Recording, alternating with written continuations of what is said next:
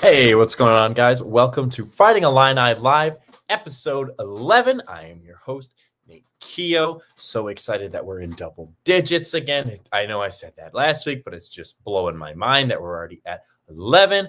Some real cool topics for you again tonight. Kind of pivoted from what was originally planned. Again, I know, rip that 2026 class recruiting news.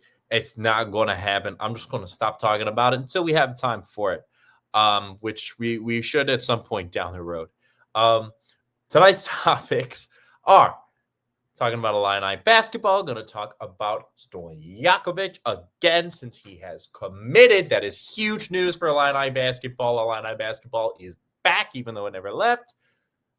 We're going to be talking about the Illini in the NFL, including Pat Bryant and his draft position. And then we are going to get into the edge rusher / outside linebacker position group preview.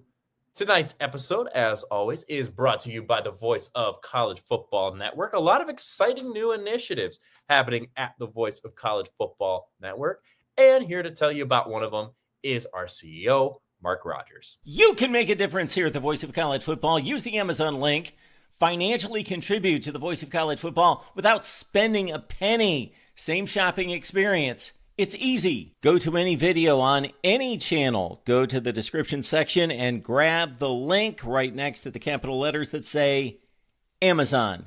Use that link and Amazon will instantaneously convert to your account, settings, history, everything intact, just like whatever link you use right now. No difference. Pay no attention to the product that you see right there. Just go search what you want. Don't forget the Amazon link. Thank you for your support. Sincerely, the Voice of College Football. Thank you for that message. Also, check out our new website as well. We just launched our website this week. That is going to be just vocfb.com.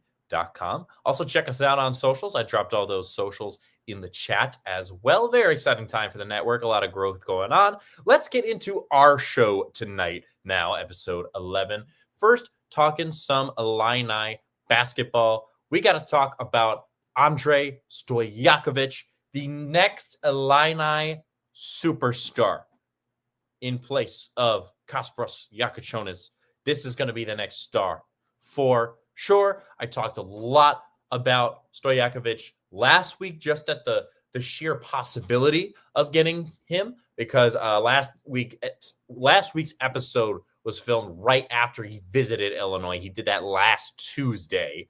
I'll just run through this really quick, but again, for more information on him, check out the video that was just posted today from last week's live stream called Basketball in the Balkans on the YouTube channel. He was all ACC in 24-25, 17.9 points per game, 4.7 rebounds. And that was as a sophomore, by the way. He's 6'7". Very impressive as well. So Illinois was just a visit when we first started talking about him. Last week, it was just a thought in his mind, although I had some sources saying that he was pretty likely to go there. He got down to his top 3 earlier this week, like Sunday, Monday-ish. He narrowed it down. I want to maybe even Saturday. He narrowed down a top 3 in which he listed Illinois, then North Carolina, and then Stanford. That's got to be one of the only people transferring to North Carolina with all the football players that they're losing right now. That was a very interesting top 3 for sure. I thought North Carolina could be a bit of a threat. I definitely thought he was going to like Florida. I'm surprised that he would pick Stanford over a school like Florida. That was kind of random. Plus, UNC and Stanford are also still in the ACC. When I saw that top 3, I kind of figured he was definitely coming to Illinois, because I figured he'd want to leave the ACC, not stay in it, because the ACC was just not a really good basketball conference this past season. So I think to really prove himself, to show that he's an NBA-level talent, like his father Peza, he's got to take it to a bigger league. And the Big Ten outside of the SEC was the best conference in basketball this year. Well, you can make an argument for the Big 12. I still think the Big Ten was better in terms of depth, though. I think the better teams of the Big 12 certainly were better. Like the Big 12 had better teams at the top, but in terms of depth and putting teams in the tournament, I think the Big Ten still was second only to the SEC in the basketball department. He was ranked only slightly behind the forward that we just lost, Morez Johnson, who he's going to be replacing in the starting lineup. That's practically a guarantee. Morez Johnson was ranked 29th in the transfer portal this offseason, and Stojakovic was 35th. So hardly a difference there. And I think Stojakovic is a better scorer. I don't know why I said that weird. He's a better scorer than Morez Johnson as well. So I'm very confident that he will even outperform Morez. And that's just a major role that he's filling, right? I mean, there was right after the season ended and you knew that Morez was going to transfer. A couple other guys are transferring. We talked about that. You can check out my video to see who else is leaving as well and who is staying. We've talked a lot about the drama with the basketball program on this channel. But this is pretty huge. It was right after Morez and all the guys announced they were going to leave. We started hearing that some players are returning. And now we've gone on an insane recruiting run in the Balkans that I covered last week. And now we've got Andre coming in the transfer portal as well. That is the first major transfer that the Illini have landed on the basketball court this year. I absolutely love this signing. It's going to bring so much attention to the basketball program. Like it's just such a new energy that's been put in this team already. Like already, I mean, I say already, it's April. Like the Illinois is playing a game last month. It's just so much time till the season even begins. We're not going to get going until first week in November, but geez, I mean, this team, you can already feel a different energy just from what's been going on social media as well. I don't know if you guys saw, but there is an image of Brad Underwood that is trending after he landed Stojakovic the other day, because that's now two transfers. I was totally wrong when I said he was the first big transfer they landed, by the way, because I totally forgot about Zvonimir Ivisic, which, as I was getting to, between Stojakovic and the Ivisic brothers, there's so many storylines on this team that national media is just going to eat up. And storylines don't win you games, but they certainly help, especially in March when the media is following your big storyline. People love it. And I definitely think it contributes to team success as well. Take it from me, I'm also a Loyola basketball fan. That 2018 Loyola run, even though I was not at the school at that time, right? I mean, anyone who watched March Madness that year, every 5 seconds, you're seeing Sister Jean, you're hearing of all the story about Loyola Chicago this, Loyola Chicago that, kind of came out of nowhere kind of thing. It's all about storylines, especially in March, and storylines are enough to motivate teams. This year's tournament, for example, I would say the quadrant of Arkansas, Kansas, and St. John's with Rick Pitino, John Calipari, and Bill Self all being in there. That was a big story. I think that contributed a lot to Arkansas's Sweet 16 run as the 10th seed there. I just think having a good story, having the media on your side, because they certainly will be when you have the son of an NBA player and two brothers playing on your team as well. That's just the kind of stuff they eat up. And if this Illini team gets hot, starts winning a couple games in March, they're going to be really hard to stop, because they're going to be all anyone is talking about. That's all I'm saying. You can debate me on that, of whether media attention and storylines actually contribute to a team's success. I think especially in March Madness, though, when people are looking for Cinderella stories, they absolutely do. I would say in college basketball, probably more than any other sport, just because of the way March Madness is marketed. I think that's a fair argument. But anyway, I'm going to get to that image I was just talking about. There's a trending image of Brad Underwood after he landed Stojakovic the other day, because we now have two recruits and then two transfers coming in, all from the Balkans region in Europe. And this is the image that's trending right now. That's my dog. I apologize. This is Bradomir is Brad Underwood in an orange sweatsuit and a hat, so he looks like he's Russian. And this is actually a promotional image. This is a weird way to project this. I'm sorry, guys. I'm still here, by the way. But so Bradimir, this image is from the official Orange Crush. Actually, you can buy that hoodie and you can buy that T-shirt of Bradimir, and then part of the proceeds will go to the Orange Crush Foundation. That's the Illini student section. I'm sure you know that if you're watching this.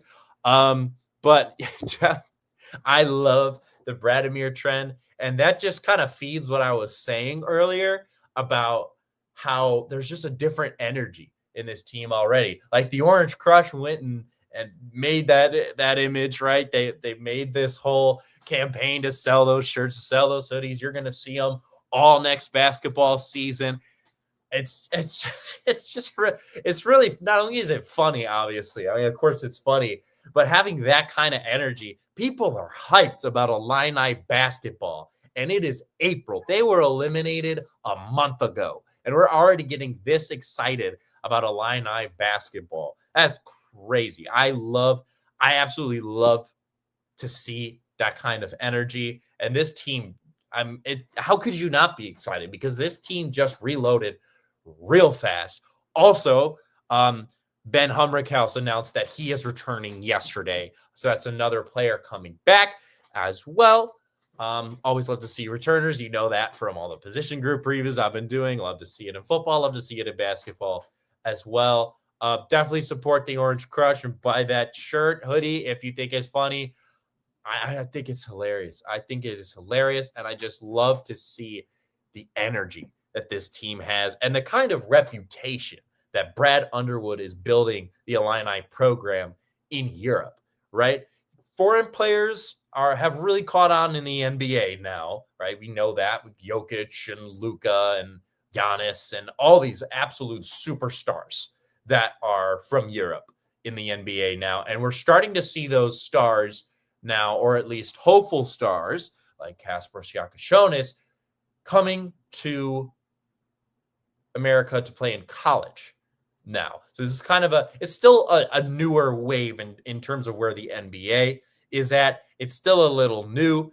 And so we're seeing Underwood build a reputation for the Illini program over there early into this transition, because when there are more and more European stars, because the rest of the world is catching up to the U.S. in basketball. Europe is getting really good at basketball, and they are producing more and more stars in the college game and the professional game every year. And we are really seeing a takeover at Illinois. I mean, they're just stacked, and that is going to build them a good reputation. They're certainly going to build some fans over there as well. And as we see more and more European kids learn the game of basketball, develop basketball skills, we're going to see a lot more European kids, European stars go through Illinois on their way to the league. Really excited about where basketball is at. But if you're excited about the basketball team, then how could you not be excited about this playoff potential football team? And how could you not be excited for the football players going to the NFL? Of course, the NFL draft was this past weekend. Congratulations, or sorry that happened, depending on who your favorite NFL team is. I was pretty satisfied with my Cardinals. They didn't make any crazy moves. Walter Nolan was their first pick, and Will Johnson was their second pick. Those were really good picks. I like both picks. But I'm not here to talk about the Cardinals. We're here to talk about Pat Bryant. He was the only Illini player drafted, which I did see that coming back when we were talking about combine stuff in the earlier weeks of the show, that I figured Pat Bryant was probably the only one to get drafted. But he got drafted in the third round, which was higher than I thought he was going to get drafted, which is higher than most boards had him. 74th overall by the Denver Broncos. And Bielema was at his draft party in Orlando as well. There was a really nice video of them exchanging a hug after he got drafted. I would check that out on the Illini football Instagram. He was the 6th Illini player to be drafted by the Broncos, and the first since 1986. Third round, as I was saying, was higher than I thought he was going to go. That's higher than almost every outlet expected him to go. He was a projected 4th, possibly 5th rounder. He was definitely supposed to be an earlier day 3 pick. To see him go on night 2, really exciting for him. So I want to do some research on the Broncos this week. If you saw my search history, it definitely looks like I'm a Denver Broncos fan, because I was very curious about where he fits in on their roster, and also how, like, I know the wide receivers that are on the Broncos roster, but I wanted to see some opinions from some Bronco fans on Instagram comments and Reddit, just to kind of get their idea of how they feel about him as a scheme fit as well. And a lot of fans weren't happy about the Pat Bryant selection in the comments. Broncos fans, that is. But the more and more I read, and then the more and more I looked at some Broncos news outlets as well, some professional articles by the Broncos, it really just comes down to, I don't think Broncos fans, or at least the average Broncos fan, knows the kind of player that they're getting in Pat Bryant. And we at Illinois know the kind of player that he is. And I think he's a really good scheme fit. That's what a lot of the writers think about him as well. I'm always going to trust the professionals over some Instagram comments. That's not always the case, but I definitely agree with them here. And you can debate me on that if you want. The wide receivers on the Broncos depth chart: Cortland Sutton, Marvin Mims, Troy Franklin, Devon Vele, Trent Sheffield, he's new, or Trent Sherfield, sorry, Michael Bandy, and then A.T. Perry. Bryant's a really good fit from what I think. One, that's just not a tough depth chart to crack. Cortland Sutton is clearly at the top of that depth chart, but then Trent Sherfield, don't really know where he's at in terms of talent at this point in his career. We also got, I don't even know who Michael Bandy is. And A.T. Perry, I don't think plays very much. I think he was with the Saints before. I could be wrong about that. And Troy Franklin and Devon Vele are both just going into their second year. Troy Franklin might be tougher to leapfrog on the depth chart because he played with Bo Nix at Oregon, so they already have a nice working relationship going on the field. And then Marvin Mims, I don't think he's getting to veteran level. I don't think he's going to get passed by Pat Bryant either. But Bryant is a great perimeter route runner. And no one really on this Broncos team, especially Franklin and Vele, that's not really their skill. He's also a really good blocker, and their newest addition, Trent Sherfield, really is not a great blocker throughout his career. So he'll definitely be able to contribute in that way as well. But I mean, I think he's going to be mostly a deep ball threat, right? He doesn't create a ton of short separation. As we've seen, that kind of is, I don't want to say his fatal flaw, because it's not fatal. He certainly makes up for it with contested catches. He has some ridiculous highlights that he gives you week in and week out. But I just think in the NFL, though, I think that's really going to be, I think he's definitely going to struggle to create some separation at the pro level. However, I think giving him chances on deep balls is definitely going to give him longer time to create that separation, right? And also, he high points the ball really well. I think he's going to be Bo Nix's favorite deep threat. I think he's going to do pretty well there. I think Denver's a good fit for him, but let me know what you think about that in the comments, because that certainly can be debated and should be debated. There are some other Illini heading to the NFL before we get into our position group preview for the last 10 minutes. There are 3 Illini who were officially signed as undrafted free agents. Wide receiver Zachary Franklin, who I'm not surprised about, is signed with the Raiders. You have defensive tackle Tara Edwards signing with the Chargers, and then edge Seth Coleman has signed with the Seahawks. There are 2 more Illini that have not been signed but received mini camp invites. There's linebacker Ryan Mead. He was invited to Eagles mini camp.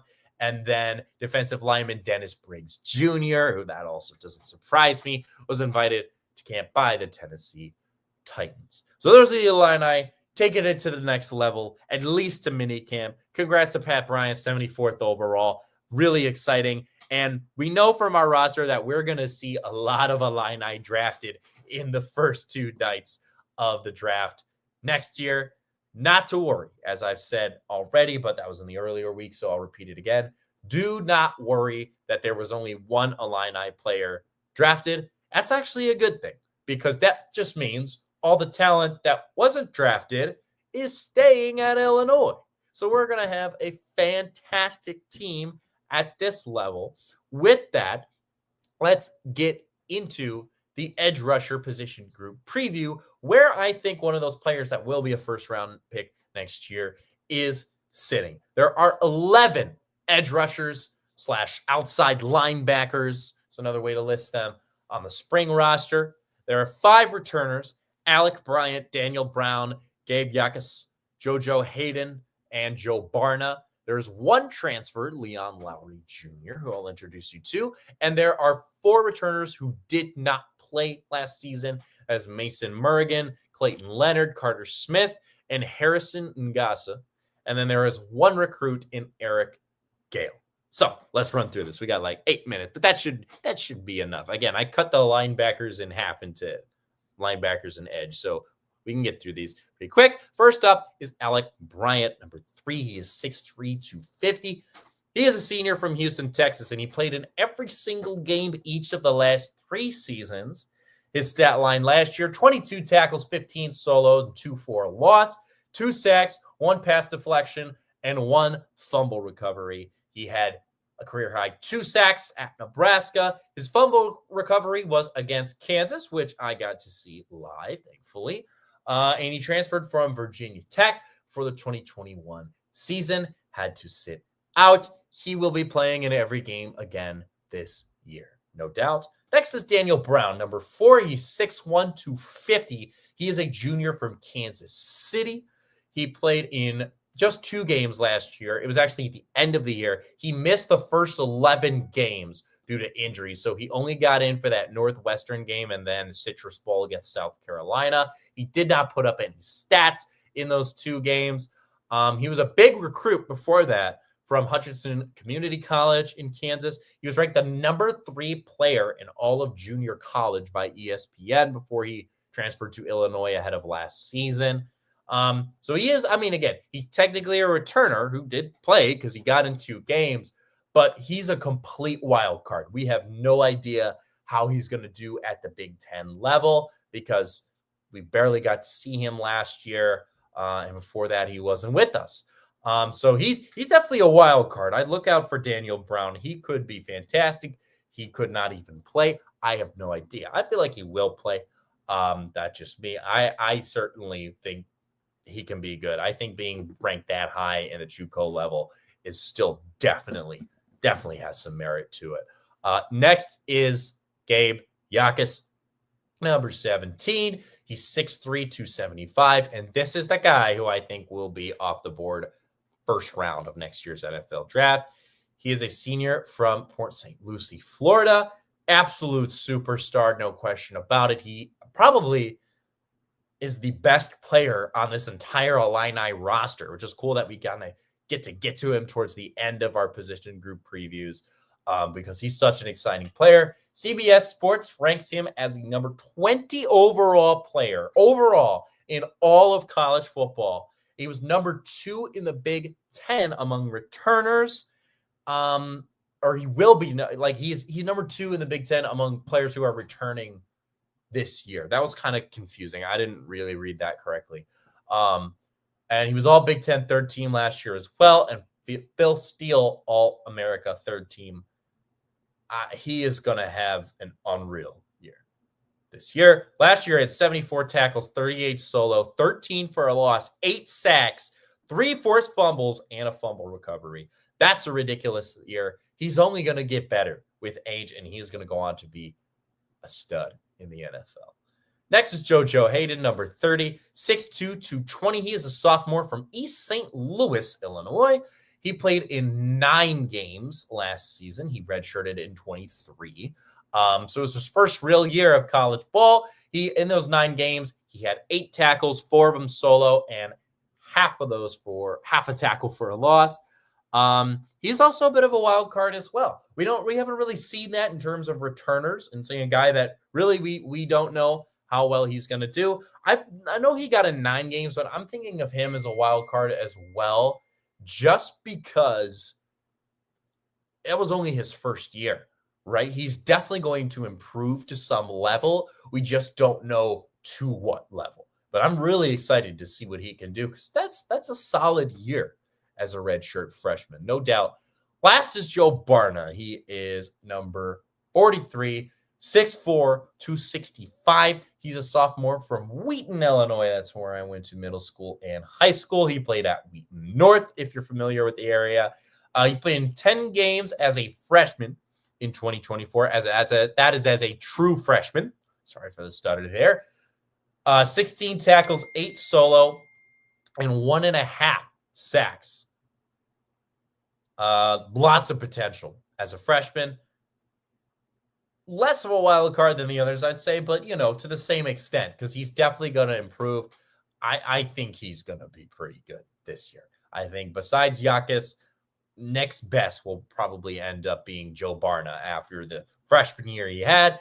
The other person who I think is going to make a big impact on this roster that wasn't really, not around. I mean, Barna was around, but this guy wasn't even around, and certainly I think will make a big impact at edge, is Leon Lowry Jr., number 9. He is 6'3", 245 pounds. He's technically a 6th-year senior from Elizabeth, New Jersey. He signed with Illinois on December 17th of this year from Wisconsin. Yes, that is our 3rd player on the defensive end transferring from Wisconsin. You know how last week we were talking about how Iowa Central Community College is like an Illinois feeder school? Maybe Wisconsin is now an Illinois feeder school. Man, this is crazy. Why did we steal their whole defense? Before he was at Wisconsin last year, though, he did spend 4 years at Syracuse. One was as a redshirt, so he only played 2 of those. One was a redshirt, and the other one he lost completely due to injury. So, again, technically his 6th year in college, but this will only be his 4th year on the field.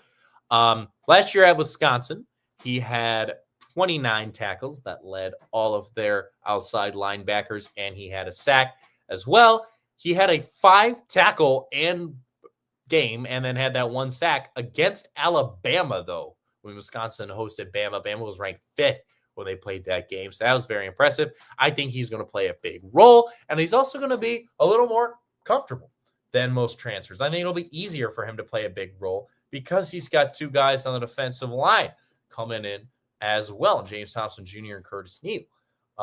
So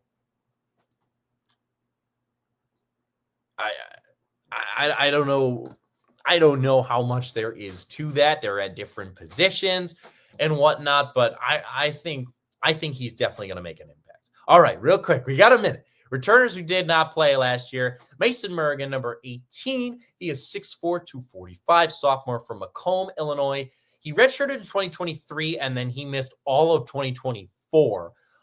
So he hasn't even really gotten a chance, but he was a 3-star recruit and number 16 in Michigan, according to ESPN. He was a 2-time Division II state champ as well. He could play because, again, he hasn't really gotten the chance yet. He's another wild card. There's a couple wild cards at this position. This will definitely be a more exciting one. Clayton Leonard, number 41. He is 6'4", 290. Wow. He is a junior from Danforth, Illinois. He redshirted 22 and then hasn't played either of the last 2 years. He was a 3-star recruit by 2 of the outlets. That's 24/7 Sports and On3. ESPN and Rivals did not rank him, but he was all 10 All Big Ten academic team in 23. I think that's worth mentioning. Carter Smith, number 48, 6'3", 215. He's a redshirt freshman from Rolling Meadows, Illinois. He is not ranked as a recruit. But across his high school career, he had 97 tackles, 10 sacks, and 3 forced fumbles. Very impressive. He's also an Illinois State Scholar. Last is Harrison Ngasa, number 49. He is 6'4", 210. He is a redshirt freshman from Chicago, so that's the only reason why he didn't play last year. It was really hard to find any info on him. The Illini Athletic website had no info on him other than his major, which is general studies. If you were curious, come on, Illini Athletic, come on, let's give Harrison his moment to shine. So I had to head to maxprep.com to look at his stats at Whitney Young, where he was a defensive end / wide receiver. He had 42 tackles, 14 solo tackles, and 3.5 sacks in his career there. He was not ranked as a recruit out of high school. We do have one recruit coming in at edge. That is Eric Gale, number 34. He is 6'3", 215. He's a freshman from Cincinnati, Ohio. He is a 4-star recruit by ESPN and 3 by the other outlets. ESPN also ranked him as the number 46 edge rusher in the class and the number 14 player overall in the state of Ohio. He was 2-time All-District. And his other offers included Cincinnati, Indiana, Kentucky, Louisville, and West Virginia. Overall, this is a really good position. Again, there's some more wild cards at edge than there are at most of these positions, but you still got some really experienced guys at the top, like Gabe Yakis, of course, and Alec Bryant that are going to be leading the way, probably along with Leon Lowry, though. We are going to see some new faces at this position still. Also excited to see what Joe Barnes is going to do, but maybe that's just local Wheaton bias for me. That does it for episode 11 of Fighting Illini Live. Announcement, there will be no episode next week. I am graduating from Loyola, or at least attending my ceremony. I already graduated, but I'll be doing that at showtime, so there is no episode next week. I apologize. I will miss you guys. I hate that that's the first one I have to miss, but we will be back at it with episode 12 on May 14th at normal time. So that is in 2 weeks from right now. We will be doing the defensive back position group preview. That is going to be a really long one, and that'll be our last long one. Other than that, we just have special teams, and then it's over. I can't believe we've almost gone through the entire roster already. Thank you so much for watching tonight. I will see you in 2 weeks on May 14th. Remember, no episode next week. Thank you very much. ILL.